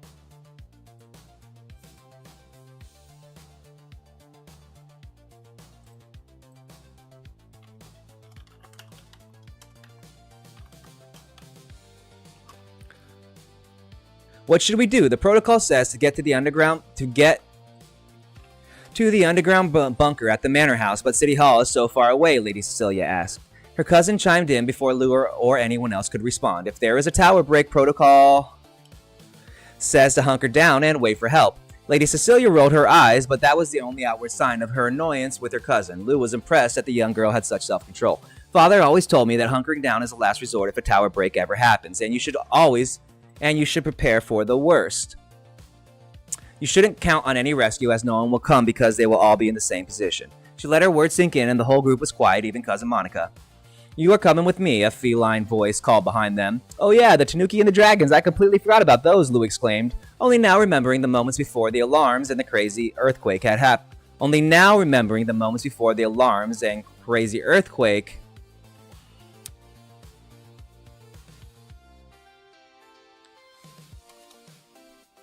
He turned to the voice's owner and saw that the dragons and their riders were also back on their feet, but their posture was much less threatening than before. It looked as if they were as ready to flee as everyone else. I said you're coming with us, Wes cried, pointing his little tabby-clawed paw at Lou and his friends. No, Lou replied firmly. The Tanuki blinked, his paw dropped, and he stared at Lou as if at a loss for words. No, Wes finally said softly. No, Lou replied. Goodbye. Then he turned and motioned for his friends to go. The group began to hustle away towards the main entrance of City Hall. Wes, the Dragon Rider captain, and their fellows stood quietly, more than a bit nonplussed as their longtime quarry ran off before them. What would you have us do, Lord Wesley? The Dragon Rider captain asked. Shall we go after them or prepare for the tower break? The Tanuki thought brilliantly. Get them? Are you sure? The Dragon Rider captain reiterated, blinking and staring slowly at Wes, pointedly not moving to obey his order. I believe maybe we should come back another time. Wait, no, let's get them. Wait, Wes dithered.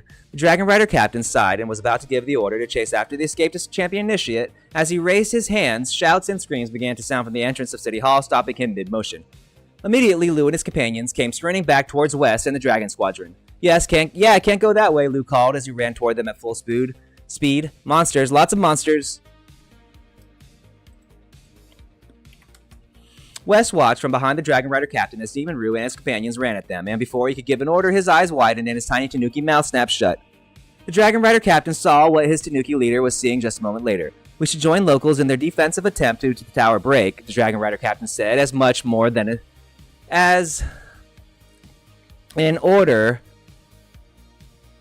as opposed to as more of an order as opposed to a suggestion. Wes nodded in return, abject fear causing his throat to dry and his mind to go blank. Lou skidded to a stop just a few feet from the Tanuki and Dragon Riders, his companions, and other members of their Christmas ball group directly behind him. He pointed a thumb over his shoulder as he called out to them. "Not that way," he shouted, just as the entire group was about to start heading to the rear of the building. Screams and shouts sounded up from that direction as loud as the ones from the front. Those were quickly followed by hundreds of Christmas ball attendees heading their way. While those at the rear fought a valiant retreat, holding off the horde of monsters entering behind them, Lou and the others froze in indecision, stuck between the proverbial rock and the hard place and unsure of what to do. Being an experienced commander, the Dragon Rider captain signaled to his men, grabbed the Tanuki, and leaped atop his giant red dragon. The 12 dragons and riders then crouched and jumped up, the dragons using the strength of their massively muscled tree-like legs and colossal beats of their sail-like wings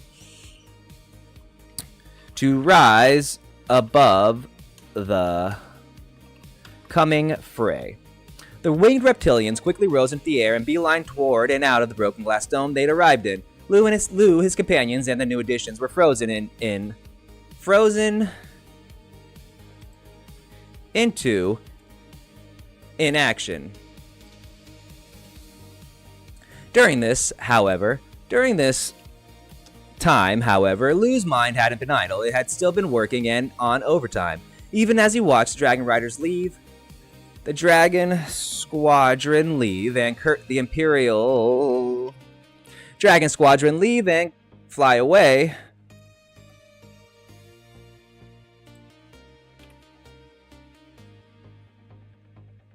Even as he watched the Imperial Dragon Squadron fly away and curse silently to himself, he was reformulating his plan. The enemy of my enemy was my friend, after all, and as a battle-experienced warrior, assassin, mercenary, Lou knew they could have used the manpower or dragon power. Whatever.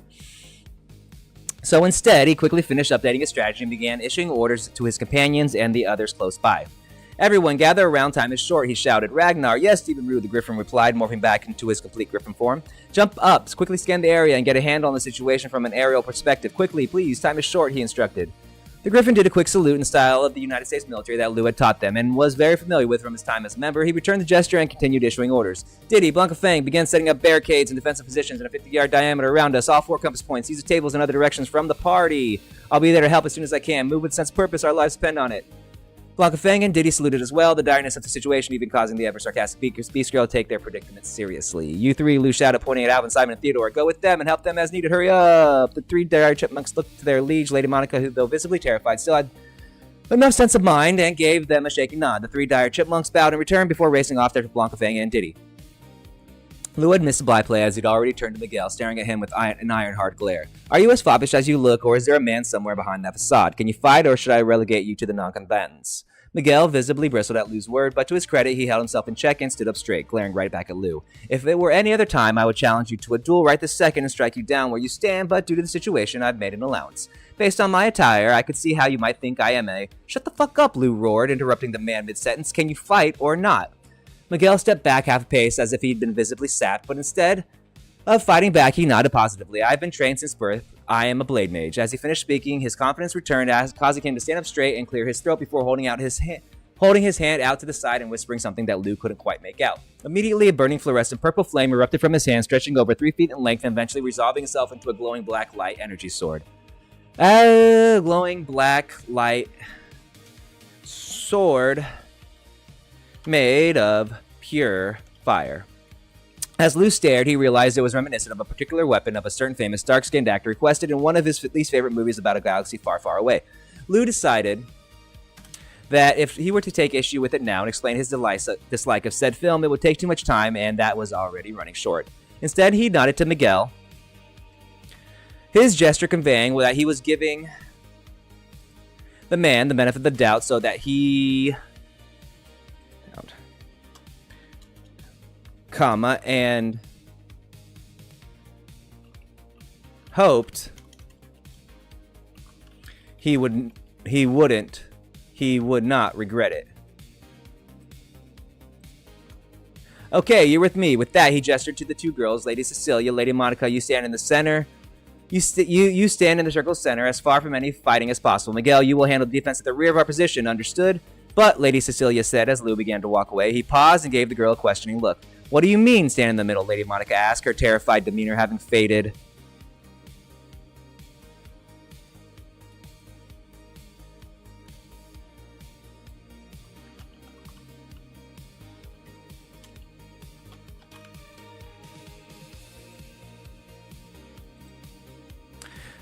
What do you mean stand in the middle? Lady Monica asked, interjecting. Her terrified demeanor had faded enough so that she could act more like her regular self, the steel of nobility shining through the dire situation.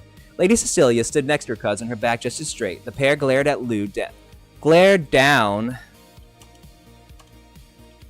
their noses at Lou the way only beautiful rich girls could.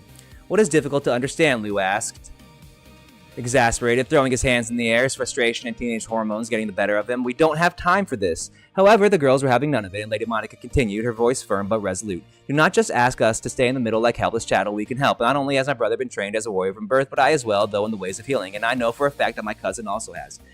Lady Cecilia nodded, squeezing Lady Monica's hands. Yes, my dear cousin is right. We may not be able to fight, but both of us are skilled in the arts of healing magic, and we can help. Just as Lou was about to tell them to shove it, he took a deep breath. Breath and internalized what they said before answering. A second later, he breathed out and gave them an apologetic nod. Okay, that makes sense. How about this? You two, you run a healing station in the center of our defensive perimeter. Anytime anybody's injured or needs to take a break, they can return to you or will be brought to you, so you can heal them and they can get back to the fight as quickly as possible. How does that sound? Both girls looked at each other and nodded before turning back to Lou. Okay, sounds good, Lady Monica and Lady Cecilia replied in unison. Alright, then let's go. A blood-curdling set of screams louder than any yet sounded out from both the front and rear of the building, interrupting Lou mid-sentence. He turned to the shouts, sounds of the shouts and saw a horde of creatures very similar to the adolescent cave drivers they'd faced before, but these were not alone. Behind them were their parents and older siblings. More shouting and fighting echoed across City Hall, but this time from the rear of the building, Lou spun and saw goblins similar to the ones they'd fought on the first level tower on the front lines of the attack. A small army of orcs, double their size, was right behind them, but those weren't what worried Lou the most. That order went to the largest, ugliest, and stinkiest, if his nose was correct, humanoid monsters he'd seen yet. Troll. They are big, ugly fuckers. I gotta put what that is here, which will be later, because I do not. I need a break.